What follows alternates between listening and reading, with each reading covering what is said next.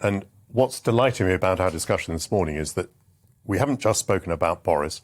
We've gone to the origin of the issue. The origin of the issue was restrictions that I believe were unnecessary, that were inhumane, that were cruel. And that needs to be remembered, partly because it's extraordinary that these restrictions were brought in within a democratic society. And it's also important to remember this because it could all happen again.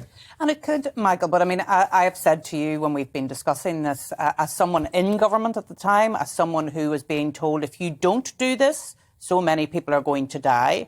And I do also recall when my party tried to take a different route on restrictions in late 2020, the media in Northern Ireland went to town on us as if we were people who were putting people at risk. We were going to allow people to die.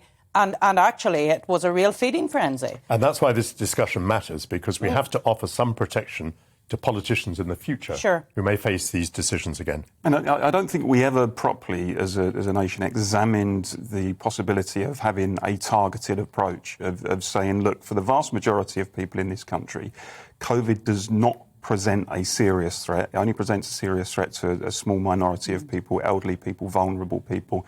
Now, that, of course, doesn't mean that you don't protect those people, but you try so far as you can to throw a shield around those people whilst allowing the rest of the population to go about their business. And actually, I think that's the position that we're probably going to have to move to at some point in the future anyway. And some of the experts are suggesting we are. Look, you know, we can't just keep giving the whole population vaccines every 6 months. Yeah. So we'll give regular vaccines to the most vulnerable. We have to live with the virus and allow people to go about their business. Well, some of us have been saying, well, that should have been the approach from the beginning. Well,